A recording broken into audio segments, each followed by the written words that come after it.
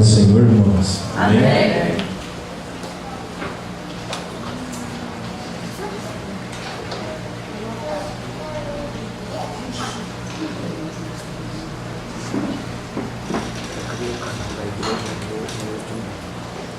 Bom, irmãos,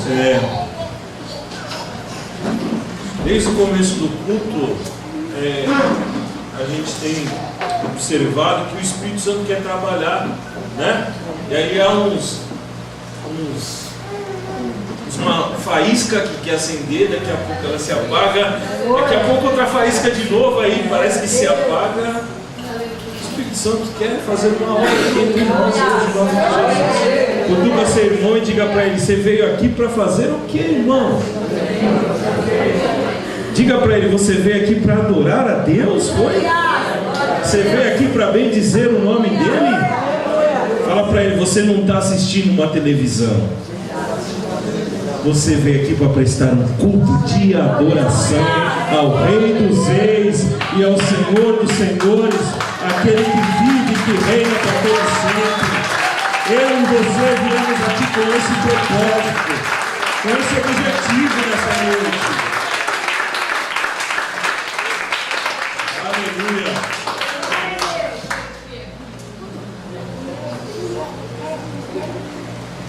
Nós estamos estudando o livro de Esdras e eu quero que você abra lá no capítulo de número 1. Já há uns domingos que nós estamos falando a respeito desse livro. O tema da nossa festividade é Salmo 126, versículo 5. Os que com lágrimas semeiam, com júbilo ceifarão. Quem escreveu esse salmo foi justamente esses jovens que estavam reconstruindo o templo do Senhor e fazendo a obra de Deus. Foram eles que escreveram esse salmo de número 126, que a gente estamos aprendendo todo domingo com a palavra de Deus, né? Falamos sobre retornar, falamos sobre reconstruir, né? E hoje eu quero compartilhar com você algo que está aqui nesse livro, muito interessante para as nossas vidas, uma lição fantástica para nós. Livro de Esdras, capítulo de número 1. Já expliquei para vocês quem ele é, né? Foi discípulo de quem, né?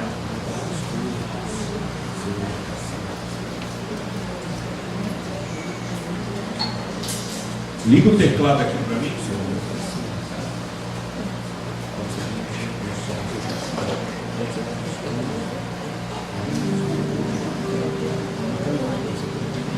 Capítulo de número 1, versículo de número 1. Todos acharam, igreja? Amém. Quem não achou ainda? Você perdeu uma escola bíblica hoje fantástica que nós tivemos aqui.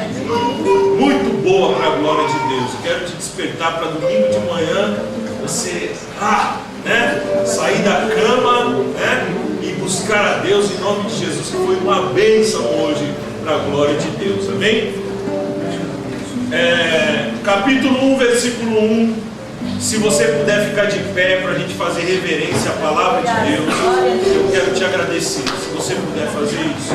Se você também não puder, por motivo de saúde, fica à vontade. Às vezes tem mãe que está com criança no colo, fique em paz. Mas você que pode, eu te agradeço em nome de Jesus Cristo. Diz assim: no primeiro ano de Ciro, rei da Pérsia, para que se cumprisse a palavra do Senhor por boca de Jeremias, despertou o Senhor o espírito de Ciro, rei da Pérsia, ao qual fez passar o pregão por todo o seu reino, como também por escrito, dizendo: assim diz Ciro, rei da Pérsia: o Senhor Deus dos céus me deu todos os reinos da terra. Ele me encarregou de edificar uma casa em Jerusalém, que é Judá. Quem há entre vós de todo o seu povo, seja o seu Deus com ele, e suba para Jerusalém, que é Judá, e edifique a casa do Senhor, Deus de Israel. Ele é o Deus que habita em Jerusalém. Isaías, capítulo de número 45.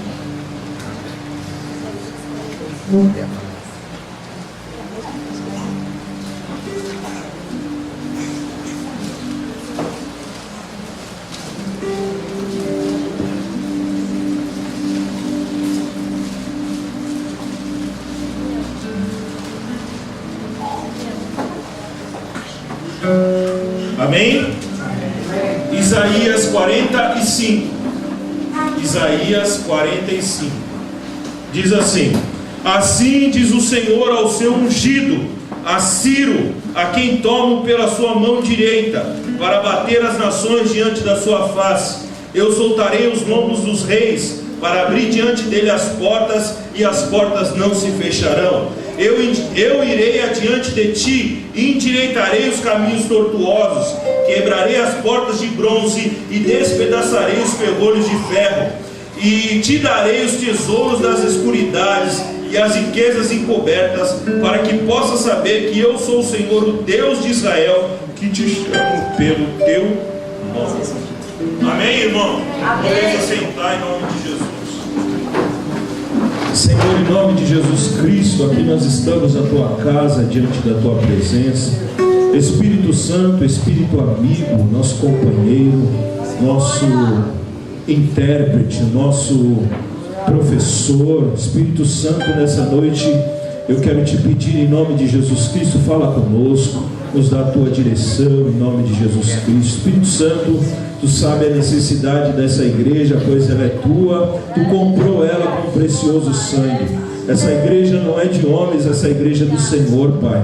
O Senhor só colocou os homens aqui, Senhor, para eles estarem na tua direção e conduzir essa obra. Mas, Senhor, essa igreja é tua, Pai, é tua, Senhor, essa igreja é do Senhor. O Senhor sabe o que cada um precisa, o que cada um necessita. Fala conosco nessa noite de uma forma, ó Deus, bem clara, Senhor. Fala conosco, Senhor, nessa noite, Senhor, em nome de Jesus, que venhamos a entender a tua palavra, Senhor. Ó Deus, nós queremos amarrar os valentes que se opõem, Senhor, a esse momento, seja por pensamentos, seja por palavras, ou seja por atitudes, pois, Senhor, a tua palavra diz que a fé vem pelo ouvir, e ouvir a pregação da palavra de Deus, e nós estamos aqui para ouvir a tua voz. Em nome de Jesus, fala conosco, para a glória de Deus. Amém? Amém. Quem esteve aqui no culto de sexta-feira, levanta a mão quem esteve no culto de sexta. Culto abençoado, né, irmãos? Deus falou muito com a gente, né? Sobre a pressão psicológica que Esther estava passando, pensando nela, e a pressão psicológica que Mardoqueu e o povo estavam passando, e Mardoqueu pensando no coletivo, né? Então foi uma bênção. Por que eu estou dizendo isso para os irmãos? Como a gente vem estudando o livro de Esdras, eu disse aos irmãos que do capítulo 6 do livro de Esdras ao capítulo de número 7, há um intervalo, irmãos, de 59 a 60 anos aproximadamente. É onde entra o livro de Esther aí na história. Olha só, Esther, ela casa com um rei chamado Assuero, né? E ela tem, né, a sua relação, o seu casamento com ele abençoado.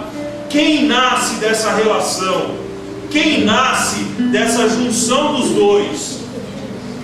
O filho de Esther e o filho de Assuero se chama Ciro, o rei da Pérsia.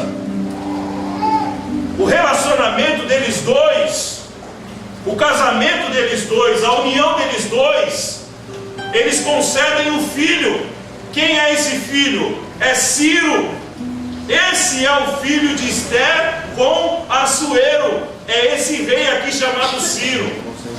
Aí, irmãos, a gente lemos lá no capítulo de número 1 do livro de Esdras, que Deus então levanta Ciro, né? E Ciro dá o decreto para que o povo que estava cativo na Babilônia pudesse voltar de novo para sua terra e reconstruir o templo do Senhor. Eu pedi a vocês para que vocês então abrissem a Bíblia Sagrada no livro de Isaías, no capítulo de número 45. Isaías está dizendo agora, olha só, a leitura que a gente fez assim, diz o Senhor ao seu ungido, a quem, irmãos? A Ciro, a quem tomo pela mão direita para bater as nações diante da sua face. Eu soltarei os lombos dos reis para abrir diante dele as portas, e as portas não se fecharão. Olha só, 150 anos atrás, Deus então já havia, através do profeta Isaías, falado para o povo, escrito que 150 anos depois, Deus ia levantar um homem para libertar o povo a que Deus tanto amava. 150 anos antes, Deus usou o profeta Isaías para dizer para o povo que Ciro seria o homem que seria escolhido por Deus para fazer essa grande obra. A palavra de Deus hoje nessa noite para mim e para você é: você foi escolhido por Deus. Você foi escolhido por Deus. Diga para o seu irmão: você foi escolhido por Deus. Você foi escolhido por Deus. Você foi escolhido por Deus. Diga para ele: você foi escolhido pelo Senhor, o Senhor que te escolheu. O interessante é que Ciro não havia nascido. 150 anos antes, quando Isaías começa a pronunciar a palavra profética que Deus havia passado para ele, Ciro nem pensava em nascer. Ciro nem ia ter noção que a sua mãe ia ser estéril e seu pai açoeiro. Não tinha nem noção disso. 150 anos antes. E aí, irmãos, quando Ciro ele nasce, quando Ciro começa a pegar a idade, quando Ciro então começa a ser já um adolescente, um jovem, já começa a ter 20 e poucos anos, o legal foi que o profeta Daniel, olha que interessante, Daniel pega a profecia de Isaías 45 e vai mostrar para Ciro. Ciro, vem aqui. 150 anos antes de você nascer, aleluia, olha o que Deus escreveu ao teu respeito, Ciro. Ele disse, e ele te chamou de ungido, e disse que ia te tomar pela tua mão direita, e você ia bater as nações, e você ia ter um ministério. Daniel pega a palavra e vai levar até Ciro e diz para Ciro: Ciro, olha o que Deus escreveu ao teu respeito. É isso que eu quero dizer para você e para mim nessa noite, meu irmão. Nós fomos escolhidos por Deus, e a nossa história, Deus já escreveu a nossa história. O dedo de Deus já escreveu a minha e a tua história. Diga para o teu irmão: Deus já escreveu uma história sobre a tua vida antes mesmo de você nascer, antes mesmo de você pensar em vir a esse mundo. Deus já escreveu a minha e Deus já escreveu a tua história. Por isso que eu quero te dizer nessa noite: levanta a tua cabeça. Você não tem motivo para ficar triste, você não tem motivo para ficar abatido. Você é escolhido de Deus e Deus já escreveu a tua história. O dedo de Deus que fez isso. Sabe, às vezes hoje a gente está vendo os crentes tudo abatido, cabeça baixa, autoestima lá embaixo. Meu irmão, Deus já escreveu uma história de vitória para você e para mim. Antes da gente nascer, Deus já escreveu a minha história, e a tua história diz: essa história é uma história de vitória para a glória e honra do nome de Jesus. Cutuca seu irmão, diga: você não entendeu ainda. Deus escreveu a tua história. O dedo de Deus escreveu. Isaías escreve isso a respeito do meu filho, a quem eu vou usar. Chama Ciro de ungido, chama Ciro de pastor. Diz Isaías: eu vou pegar um homem da Pérsia e ele vai ser o meu pastor. Eu já escolhi e vou escrever uma nova história na vida dele. Amém. Às vezes nós estamos assim: ai, não vai dar certo. Ai, como está difícil.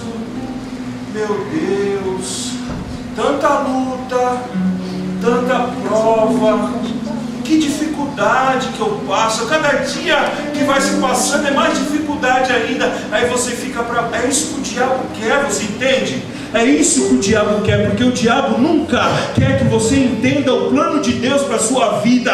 E Deus traçou um plano para mim, Deus traçou um plano para você. Deus escreveu uma história minha e uma história sua. E essa vitória, meu irmão, vai ter luta sim, vai ter dificuldade sim, mas o final dessa história sempre será de vitória para a glória de Deus. Você é um vitorioso, você é um vencedor. É mentira do diabo que nada vai dar certo para você.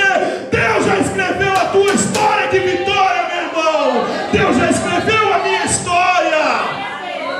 Aponta assim para você, por favor. Aponta assim: o dedo de Deus já escreveu a minha história. Repete isso: o dedo de Deus já escreveu a minha história. Mas repete como profeta nessa noite: o dedo de Deus já escreveu a minha história. Satanás, não adianta, você não vai ter vez, porque a minha história é de vitória para a glória de Deus. A minha história é de vitória para a glória de Deus.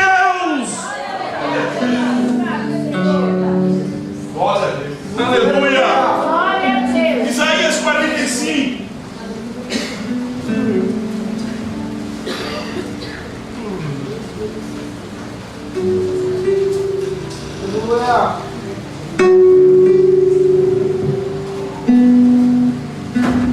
Olha só. Assim diz o Senhor ao seu ungido, a Ciro, a quem tomo pela mão direita para bater as nações diante da sua face. Eu soltarei os lombos do rei, para abrir diante dele as portas, e as portas não se fecharão. Eu irei adiante de ti, endireitarei os caminhos tortuosos, quebrarei as portas de bronze e despedaçarei os ferrolhos de ferro. A profecia para Ciro era essa: Ciro, escreve, Isaías, escreve isso, a história do homem que eu vou usar. Porque na verdade, irmãos, isso aqui foi posso dizer assim, uma grande lição para o povo judeu da época. Como é que pode Deus pegar um cara da Pérsia, usar esse homem para fazer algo de benefício ao reino de Deus, sendo que na verdade os judeus acham que são eles as pessoas exclusivas, que são o povo que Deus tem que usar, que Deus tem que falar, e mais ninguém. Deus está dizendo com essa palavra, trazendo um ensinamento para eles da época, que Deus não tem dois povos, Deus tem um povo só. Ele usa quem Ele quer, na hora que Ele quer, da forma que Ele quer, como Ele quer, quando Ele quer, e ponto final. Deus traz uma lição para eles, dizendo para eles: olha, eu vou levantar um homem, vou levantar um rei da Pérsia. Esse vai ser o meu pastor, esse será o meu ungido, ele vai fazer uma obra para mim. Mas percebe, irmãos, aqui uma coisa muito importante. 150 anos antes, Isaías declara a profecia de Ciro. Daniel pega a profecia e vai mostrar para Ciro tudo que Deus havia escrito a respeito dele. Diz o historiador Flávio Josefo que quando Ciro começa a ver, quando Ciro para e começa a observar a cada linha que Deus havia escrito a respeito dele, isso deu, Ciro ficou tão maravilhado, ficou tão regozijante, que ele disse assim: vamos fazer então, vamos fazer com que o que está escrito se cumpra agora. E deu uma injeção de ânimo nele tão grande que ele disse: vamos embora, vamos fazer a obra de Deus. Deus me escolheu, Deus me chamou. Ele entendeu aquilo que Deus havia dito a respeito dele. E às vezes a gente não entende o chamado de Deus sobre a nossa vida, e aí o tempo vai se passando, a gente não vê as coisas se cumprirem, não vê a promessa de Deus se realizar. O inimigo quer que a gente fique para baixo, que a gente, irmãos, fica desesperançosos, não tenha esperança. Oh Senhor, até quando, Deus? Será que vai se cumprir, Senhor, a minha família? O Senhor disse que salvaria eu e a minha casa, mas Deus, está tão difícil. O inimigo quer que cada dia que se passa e a profecia não se cumpra, que a gente venha desistir. Mas diga nessa noite: eu sou uma pessoa que não desisto. Eu sou uma pessoa que vou até o final. Enquanto não se cumprir a profecia, eu vou aguardar em Deus, eu vou esperar em Deus, porque foi Deus que prometeu, Deus que vai cumprir.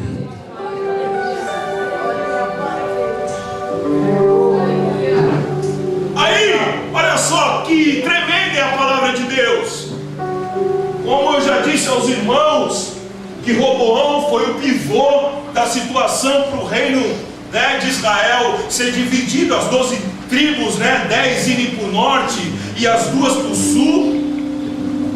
E Jeroboão ficou então sendo o maioral das 10 tribos do norte, estabeleceu então Samaria como a capital para a adoração das 10 tribos. Então aqui ficou Judá, né, e Benjamim, as tribos do sul que tinham o templo, né, que tinham ali o altar, que tinham um lugar para adorar. E aí eu expliquei para os irmãos na outra pregação sobre o rei Josias, o rei Manassés e Uzias e assim por diante. Mas Jeremias, o que Jeremias faz? Jeremias havia dito aos irmãos da Babilônia que durariam 70 anos o tempo que eles iriam ficar cativos na Babilônia. Se passaram então os 70 anos, acabou os 70 anos.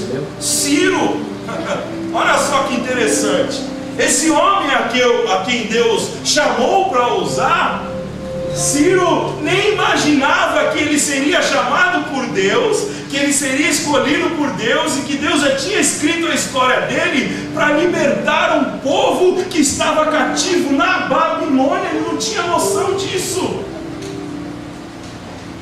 Ele nem imaginava que ele seria usado para esse propósito. Nem passou pela cabeça dele Deus me usar para ir na Babilônia e dar o decreto para que o povo volte então para Jerusalém, para a sua cidade natal, para que volte a fazer a obra de Deus, o templo e assim por diante. Nem passava isso na cabeça dele.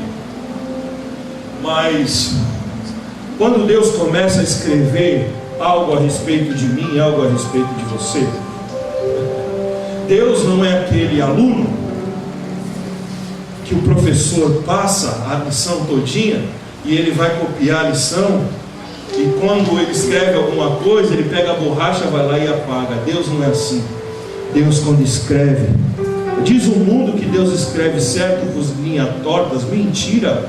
O dedo de Deus, quando escreve, escreve tudo perfeito. Deus começou a escrever do primeiro parágrafo até o último parágrafo toda a história e todo o ministério de si. Irmão, presta atenção numa coisa. A história que Deus escreveu sobre a sua vida é uma história de conquista e uma história de vitória para você. Presta atenção. Essa história de conquista e essa história de vitória não é justamente, não é pura e simplesmente para que essa história pare em você. Ela não pode parar em você. Se essa história parar em você, ela não está sendo uma história completa. Você entende isso? Deus te chamou, te escolheu, mas para cumprir um propósito dele sobre a sua vida. Mas existem pessoas que estão esperando você chegar lá para poder levar uma palavra para ela e arrancar ela da situação que ela está. Então a história não pode terminar em você. A história tem que percorrer e chegar até o objetivo que Deus traçou. Ciro, eu vou te levantar, eu vou te ungir, mas com uma finalidade, com um propósito. Você vai na Babilônia, você vai acabar com o Império Babilônico, eles não vão dominar mais, e agora, Ciro, você vai dar o decreto para o meu povo voltar de volta para Jerusalém. A história vai passar por você, mas não vai acabar em você. Ela vai alcançar as outras vidas que também precisam ser alcançadas. Eu estou te ungindo, eu estou te separando, eu te escolhi, eu escrevi uma história sobre a sua vida, mas essa história não vai parar em você. Essa história vai alcançar as pessoas, porque existem muitas pessoas que precisam de você, que precisam da sua voz, que precisam da sua palavra, que precisam da sua ajuda. Ciro, você está entendendo? Não pode parar em você. Ela vai ter que alcançar outras pessoas. E é egoísmo nosso quando a gente pensa que a gente fomos escolhidos por Deus, tá bom, acabou e tá tudo certo. Não, nós somos escolhidos por Deus sim. Deus escreveu uma história de vitória para nós, mas essa história tem um propósito. Eu preciso levar a palavra de Deus e resgatar as pessoas que ainda estão cativas e presas na prostituição, no alcoolismo, no jogo. Irmãos, hoje o que tem de pessoas presas em jogo é de ficar admirado, irmãos. Presa em jogos, preso em tantas coisas. Mas Jesus me chamou. Jesus te chamou, Jesus te ungiu, Jesus me ungiu com um propósito. Vocês vão lá e vão libertar esse povo que estão preso nas mãos de Satanás, que estão acorrentados, que estão lá em nome de Jesus Cristo e não estão vendo saída. Eu te escolhi para que você vá e traga essas vidas de volta. Esse é o teu ministério, esse é o teu ministério. Esse é o meu ministério, resgatar as vidas que precisam ser alcançadas por Jesus Cristo. Existem muitos irmãos, existem muitas vidas que ainda não foram alcançadas. Existem muitas vidas, existem muitas pessoas que estão precisando de mim, de você. Entenda isso. Deus te escolheu, escreveu a tua história, uma história de vitória, com essa finalidade, com esse propósito. Mas pastor,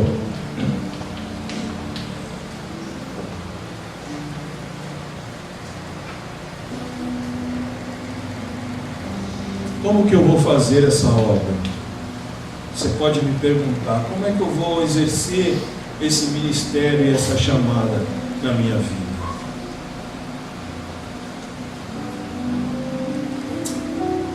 O conhecimento, ele é de suma importância na nossa vida. Existem, assim, eu posso dizer assim, existem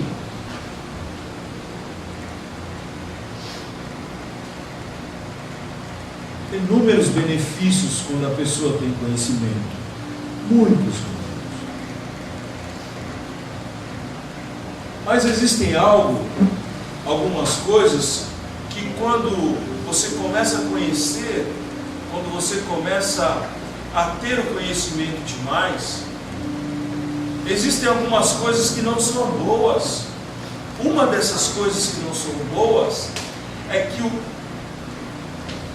aquela gama de conhecimento que a gente vai adquirindo, que a gente vai trazendo para nós, para a nossa vida, ela apaga uma coisa em nossa vida: a coragem e a ousadia. Você percebe que quando eu e você éramos novos convertidos, nós não éramos assim como nós somos hoje.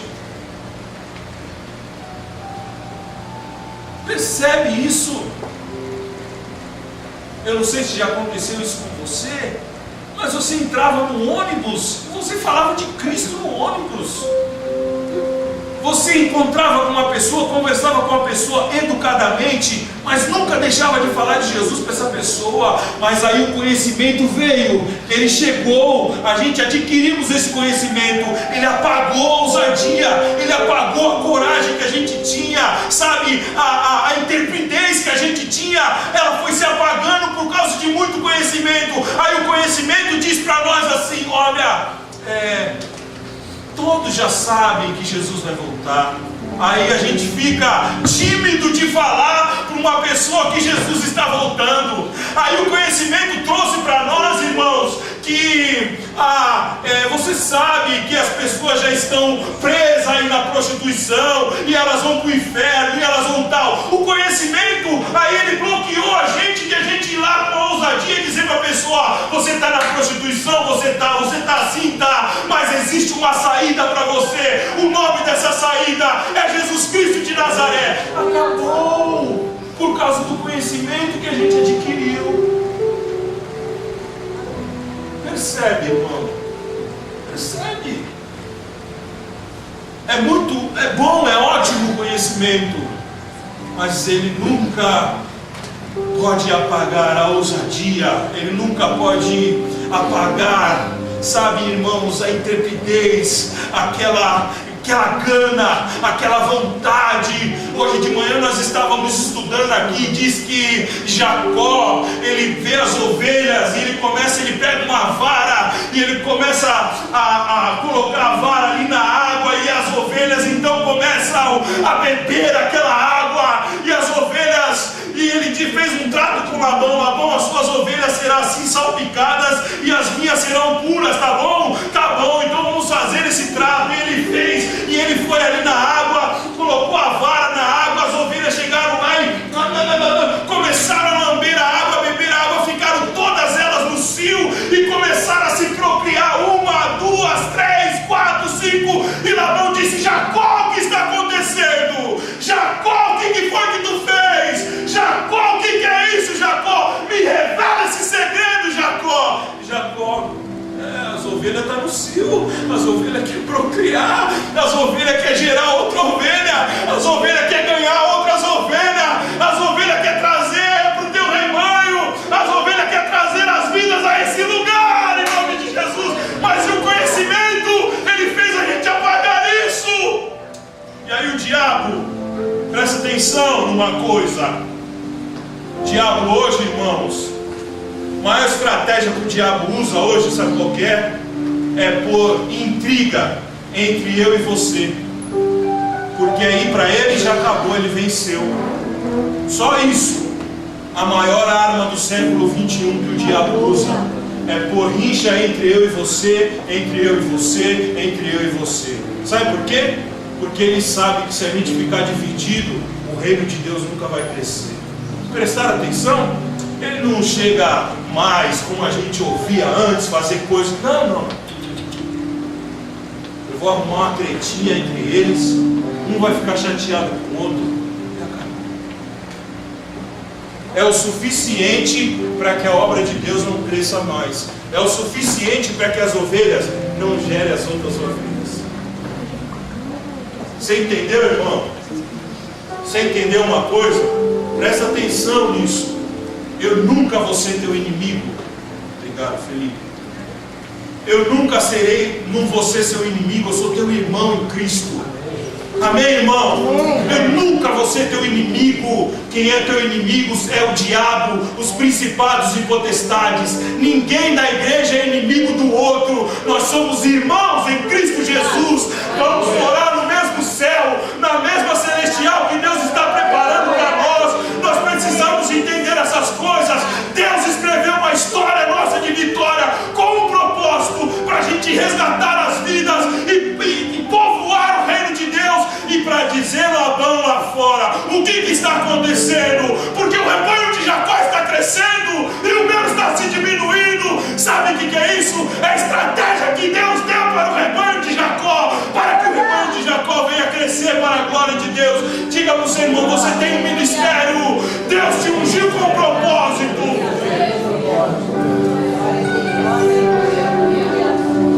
Diga para ele: Deus te ungiu com um propósito, para que você gere outras ovelhas, para que você procrie, para que você esteja no cio. Eu estou no cio hoje, você está no cio hoje, então eu vou trazer uma ovelha e eu vou colocar ela aqui no rebanho de Jacó.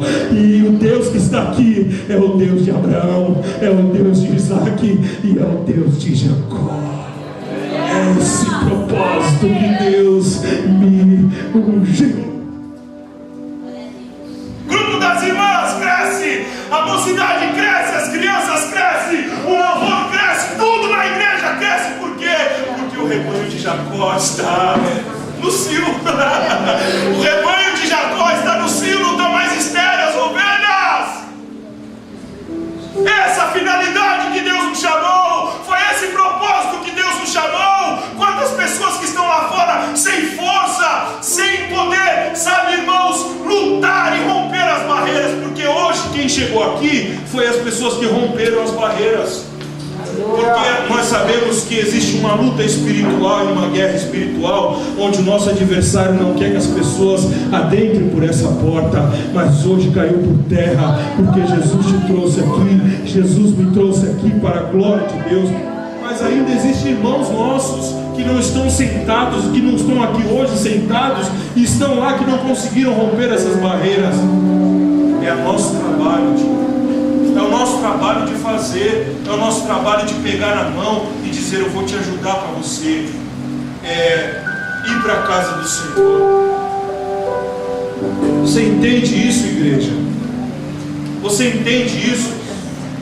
Diga assim: eu fui escolhido com um propósito, com uma finalidade, para ir na Babilônia e decretar que chegou a hora de um povo que está preso voltar para a sua cidade, para o seu país, para o seu povo, para a sua identidade, para o seu convívio, para o seu relacionamento.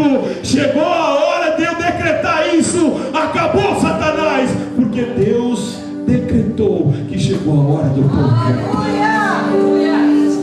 Isso não pode ser a responsabilidade só do pastor, da pastora e dos obreiros. Não, é uma responsabilidade do rebanho, do corpo, da igreja. Sentir falta do irmão, do escuto que não veio, vou ligar para o irmão: ô irmão, o que está acontecendo? Você não veio por quê, irmão? Pô, pastor, fulano de tal. Aí é fácil da gente falar. Não, é uma responsabilidade do rebanho, da ovelha.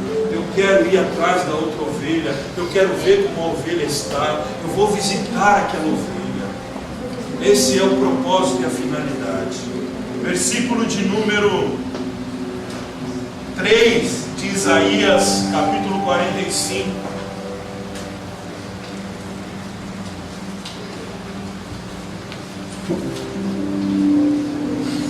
Então nós aprendemos que Ciro é o filho de Esther com Assuero. Amém? Nós aprendemos que Ciro é o homem que 150 anos antes Deus já havia escrito a história dele. E Daniel, se você quiser ver se é verdade isso que eu estou dizendo, você abre depois na sua casa Daniel 6, versículo 28. Aí você vai ver se bate a palavra, se bate a palavra. Amém, irmãos? Nós temos uma preocupação imensa de não querer passar coisas que não seja a palavra de Deus para você. Preocupação imensa isso. Amém? Vamos lá, versículo de número 3. Versículo de número 2, perdão. Eu irei adiante de ti, endireitarei os caminhos tortos, quebrarei as portas de bronze e despedaçarei os ferrolhos de ferro. Glória a Deus. Irmãos, na Babilônia, as portas que haviam na Babilônia eram as portas que faziam a segurança de toda a Babilônia. Para você ter noção, havia na Babilônia 100 portas de bronze. 100 portas de bronze na Babilônia. Então, todas as vezes que um exército inimigo iria tentar entrar na Babilônia, eles automaticamente faziam o quê? Fechavam as portas. E as portas fechadas, não tinha como ninguém entrar. Por quê? Porque os homens ficavam em cima do muro armado, as portas lá embaixo, todas elas fechadas, e eles diziam assim: nós estamos aqui em segurança máxima. Hoje a gente vai olhar para a Casa Branca lá, né, nos Estados Unidos, a gente vê uma segurança total, segurança máxima, né? As pessoas, né, os atiradores de elite, né, tem um satélite, tem algo que tudo vai avisar, está chegando um inimigo. Então, na Babilônia era assim, 100 portas de bronze, 100 portas de bronze. Guardavam toda a Babilônia de qualquer entrada, de qualquer invasão de um exército inimigo. Olha o que Deus está dizendo para Ciro: Ciro, aleluia, olha só, Deus está chamando a responsabilidade, dizendo assim: Ciro, eu não vou mandar um anjo lá, porque um anjo só de Deus, ele quebra todas as portas. Paulo e Silas na prisão, o anjo de Deus vai lá, as cadeias se rompem e quebra as correntes, cadeado e tudo, e eles são libertos. Um anjo só. A Bíblia diz que um anjo só derrotou 185.000 soldados do exército assírio no tempo que afrontou o rei Ezequias. Deus podia usar um anjo. Seria maravilha Deus fazer isso com um anjo. Deus diz para Ciro: Ciro, eu não vou usar o anjo, ele é bom, eles me obedecem, eles são o meu exército, e quando eu falo para eles e eles vão, me obedecem e as coisas acontecem. Mas Ciro, eu vou te dar uma palavra: eu não vou mandar o anjo, eu vou ir pessoalmente, eu irei adiante de ti, e eu endireitarei os caminhos tortuosos. Ciro, presta atenção: as portas de bronze que fecham toda a Babilônia, que deixam toda a Babilônia, Ciro, protegida, eu vou romper essas portas, eu vou abrir essas portas. Ciro, eu irei adiante de ti, Ciro, e eu vou dar a vitória que meu povo precisa.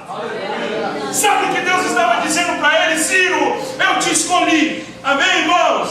Ciro, presta atenção numa coisa: eu te escolhi com um propósito de arrancar o povo que eu tanto amo lá da Babilônia. E tem outra coisa, Ciro, eu estou te entregando um ministério na tua mão. Sabe qual é esse ministério, Ciro? Batalha espiritual. Ministério de guerra, Ciro. Você nunca pode pensar que tudo que você for fazer, Ciro, não será uma guerra, não será uma luta. Ciro, será uma luta, porque é o ministério que eu entreguei a você. Ministério de guerra, ministério de luta, ministério de batalha espiritual. Irmãos, nós cantamos aqui: eu não posso ficar de pé, né? Diante da tua glória. Como é que é mesmo? Sou teu tempo. Como é que é?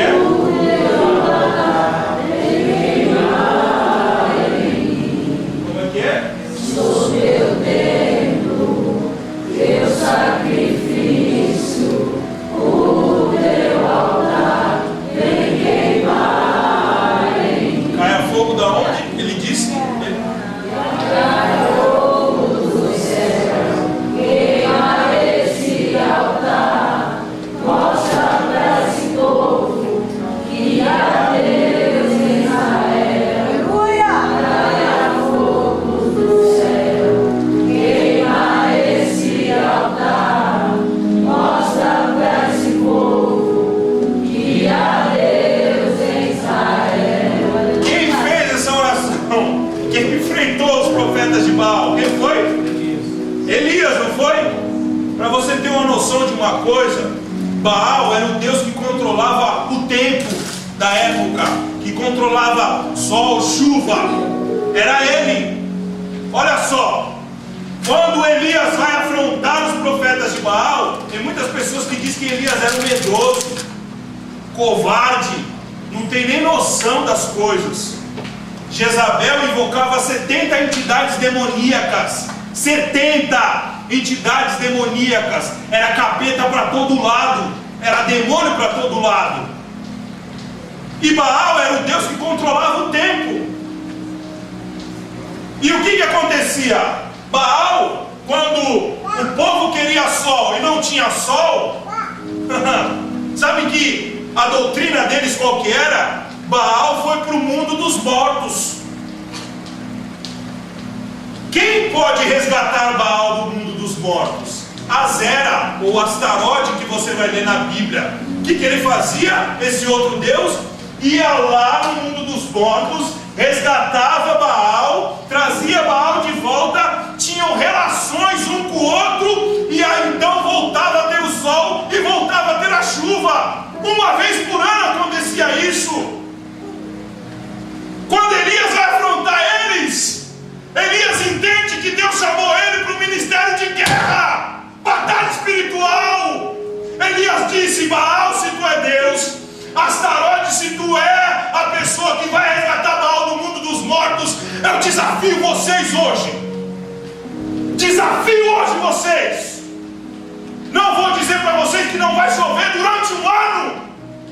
Porque quando estiver terminando o ciclo de um ano, vocês podem fazer o seu ritual de novo e voltar a ter chuva. Eu desafio vocês hoje. Durante 3 anos e 6 meses não vai chover nesse lugar. E eu quero ver se Baal é Deus, e eu quero ver se Astarote tem o poder de tirar ele do mundo dos mortos e voltar a chover de novo em Israel. Passa um ano e não acontece nada. Passa um ano e meio e não acontece nada. Eles ficam desesperados porque a doutrina de demônio deles já tinham caído por terra. Porque uma vez por ano acontecia isso. Não aconteceu em um ano. A doutrina deles caiu por terra. Passou 2, eles ficaram desesperados. 3, o que aconteceu? 3 anos e meio. O que está acontecendo? Vamos para o Monte Carmelo. Vamos lá. Desafio aqui. Vocês vão orar os demônios e eu vou orar a Deus. E aí eles começam. Sabe o que resolve? É a gente ir lá na mesa branca. Sabe o que resolve? Vai na igreja católica, não pega nada. Vai no fulano de tal. Não, tem um cara ali, rapaz, o cara é tremendo. Vai, faz aí vocês. Faz aí vocês. Não responde, eles disseram, não responde. O que está acontecendo? Ele não responde. Ele não responde para nós. Aí Elias está aqui do outro lado, tirando uma onda. Olha, eu acho que ele foi no banheiro, hein? Eu acho que ele foi no banheiro. Deixa ele sair do banheiro. Estava se soltando, está no banheiro. Quando ele sair do banheiro, vocês invocam ele de novo. Começaram a invocar de novo e nada. Elias disse, acabou, agora é minha hora de orar. Deus me chamou para o ministério de batalha espiritual. Ó Deus dos céus, ó Deus dos céus, responde hoje que Tu é Deus nesse lugar. Senhor, responde hoje que Tu é Deus sobre esse lugar.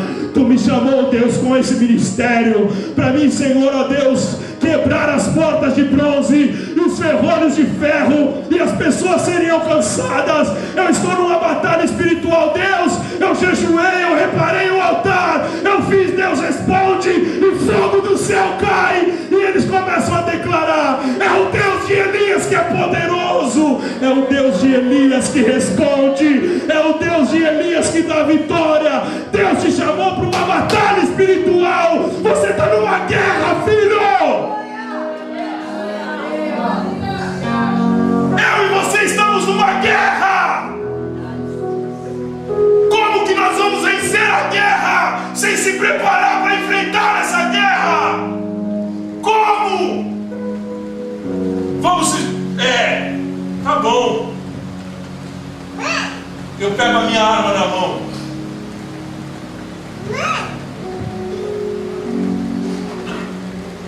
Solta quantos tiros? 66, é isso? É, né? Pego ela na mão. Não me preparei. Não fui pesquisar qual é o peso dessa arma. Pura e simplesmente peguei a arma na mão e diz: eu vou enfrentar o inimigo. É uma batalha espiritual, tem vidas lá do outro lado, tem pessoas que estão presas lá e elas estão precisando de mim, de você. Pegamos a arma na mão e agora vamos lá. Vão em quantos? Jesus diz: pelo menos em 2, porque se um cair o outro levanta. Não é verdade? Jesus diz: pelo menos em 2, se um cair o outro vai levantar. Então vai os 2. Chega lá sem preparo. Sabe o que é preparo, meu irmão? Sabe o que é preparo? Ou não sabe? Sabe o que é preparo, né? Quer vencer a prostituição que te domina? Quer vencer a droga que te domina? Jejua. Eu tenho um testemunho aqui muito forte. Minha irmã ficou com medo de voltar para o mundo quando aceitou Jesus. Ela fez um propósito com Deus: eu vou jejuar 2 anos, Senhor, para que o Senhor nasça dentro de mim, para que nunca mais eu tenha saudade do mundo. 2 anos ela jejuou, caiu no hospital, depois ficou mal, mas está lá fazendo a obra de Deus. 2 anos cuidando das pessoas da casa de recuperação, mas está assim, ó, na rocha. Nada agora tira ela da presença de Deus. Prepara, meu irmão, batalha espiritual, guerra. Pega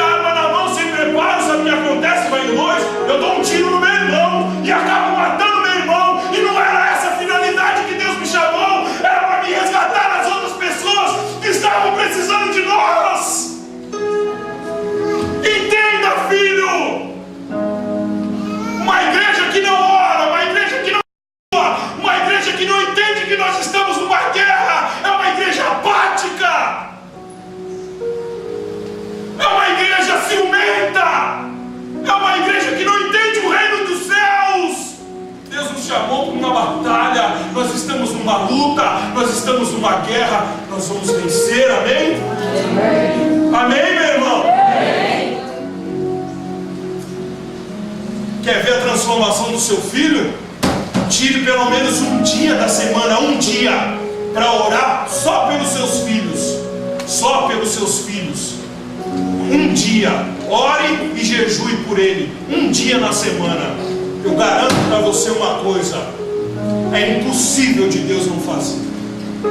É impossível de Deus não operar. Deus vai operar de uma forma sobrenatural. Tira um dia na semana, um dia só. Hoje, esse dia, eu separei para jejuar e orar pelo Igor hoje. É hoje. Um dia. Você vai ver o agir de Deus na vida das pessoas que você ama. Sabe por que não aconteceu ainda? Porque talvez eu e você não entendemos na guerra que nós estamos, no lugar que Deus nos colocou. Ciro, eu te chamei, eu te ungi, chamei você de pastor, tu és meu ungido. Te escolhi com uma finalidade, com um propósito, para que você resgate as pessoas que estão presas na Babilônia. Mas entenda uma coisa, Ciro: é batalha espiritual, é guerra. Fica de pé.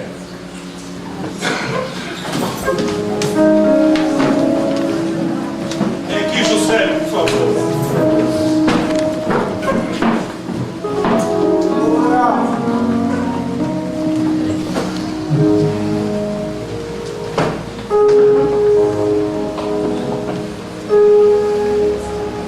Eu fui escolhido por Deus, amém?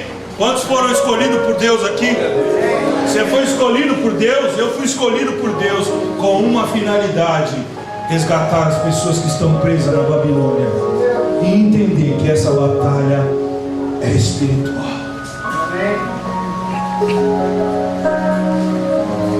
Agora, às vezes eu e a pastora, nós vamos conversar com as pessoas e a gente vai aconselhar as pessoas. E às vezes a gente fala para as pessoas, porque às vezes eu não sei o que passa na cabeça das pessoas.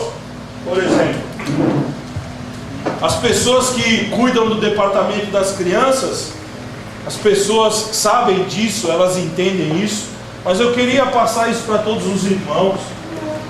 Não é a criança vir aqui e dizer: havia um homenzinho torto, morava numa casa torta e tal, e tal, e tal. As crianças fazem isso.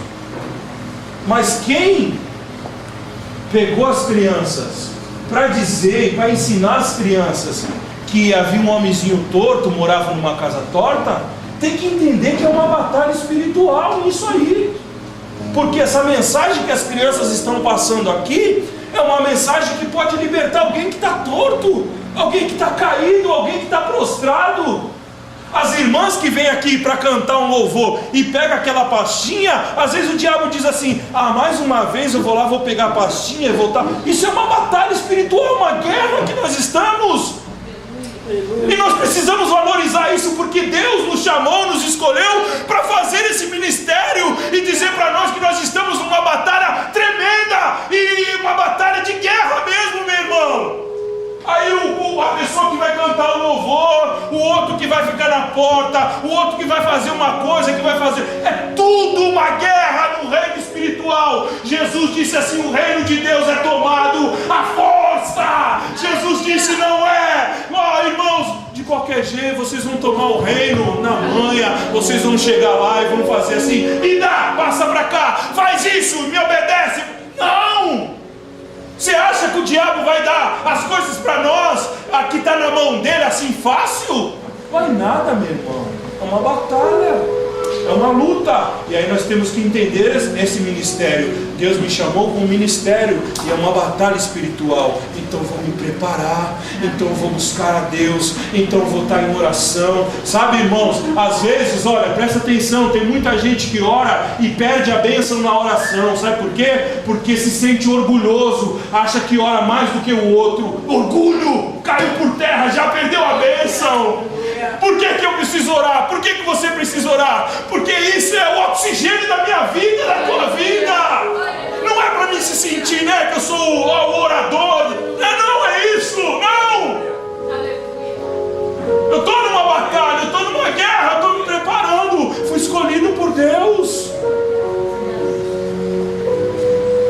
Queria que você hoje saísse daqui com uma postura de vencedor, com a sua cabeça levantada, entendendo o ministério que Deus te chamou. Você entende por que o diabo te prende nas coisas? Porque quanto mais ele te prender, meu irmão, quanto mais ele me prender, mais vai se tardar disso daqui se cumprir. 150 anos antes de Ciro nascer, Deus já tinha decretado através de Isaías qual seria o ministério de Ciro, e dizendo: eu escrevi a tua história está escrita, filho, a minha história está escrita. Precisamos entender isso. Deus já escreveu com o dedo dele, a mão misteriosa que eles não entendem, nós entendemos. É o dedo de Deus que escreveu a minha e a tua história.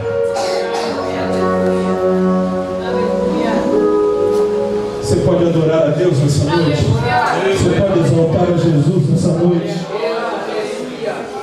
Oh, exalte a Deus nessa noite. Cutuca seu irmão e diga para ele: você entendeu, meu irmão, o ministério que Deus entregou na tua mão? Você entendeu que Deus te chamou como um pastor? Você entende que Deus te escolheu? E isso é uma guerra espiritual. E diga para ele: você não pode mais ficar prostrado. Você tem que viver a sua vida com propósito. Você tem que estar em oração. Você tem que buscar a Deus. Nós precisamos entender essas coisas. É uma batalha. Deus nos escolheu para vencermos.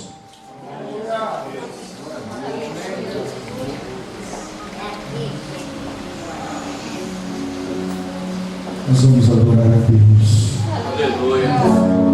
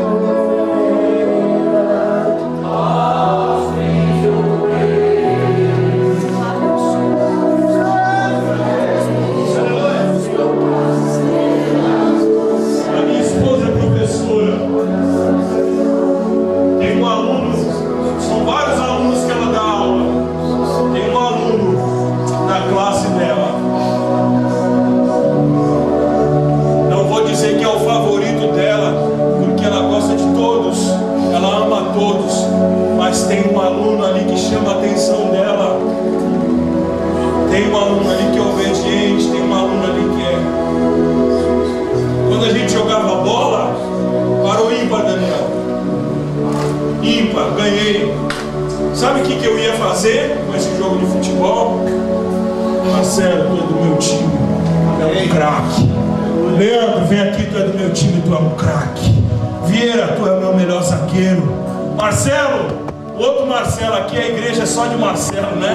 O outro Marcelo, você é meu atacante. Marcelo, você vai ser meio de campo. Sabe o que eu fazia? Eu escolhi os melhores para o meu time. Eu escolhi as pessoas de qualidade para o meu time. E Deus, quando nos escolheu, Ele fez isso. Eu quero as pessoas melhores para estar no meu time. Por isso que Ele te escolheu. Por isso que Ele me escolheu. Deus não vai escolher qualquer um para estar do lado dele. Deus escolheu eu e você, porque Deus disse: eu vou separar os melhores para estar. Aleluia. Aleluia. Aquele time vai perder, Marcelo. Sabe por quê? Aquele time vai perder. O zagueiro é fraco. Quando ele pegar o Marcelo atacante, quando ele pegar o Marcelo meio de campo, quando ele pegar o zagueiro, a bola não vai passar lá atrás. O meio de campo vai fazer a bola fluir. Quando chegar nos atacantes, é caixa, meu irmão. Sabe por que aquele time vai perder? Porque a qualidade daquele time é inferior, porque as pessoas que estão ali são inferior. Tá vendo, meu irmão? Aí o diabo quer arrancar você da seleção e colocar você nesse timinho dele. E você foi escalado para estar na seleção de Deus, nos escolhidos de Deus, nas pessoas que Deus escolheu e disse: esse time, ele vai ter luta, vai ter dificuldade, vai pegar adversário, olha, catimbeiro, adversário que marca, vai pegar até argentino pela frente, mas esse time no final, ele vai vencer todas as partidas que eu colocar eles para jogar. Você é vencedor, filho, entenda isso. Adore a Deus, entendendo isso. Deus me escolheu. Deus me escolheu.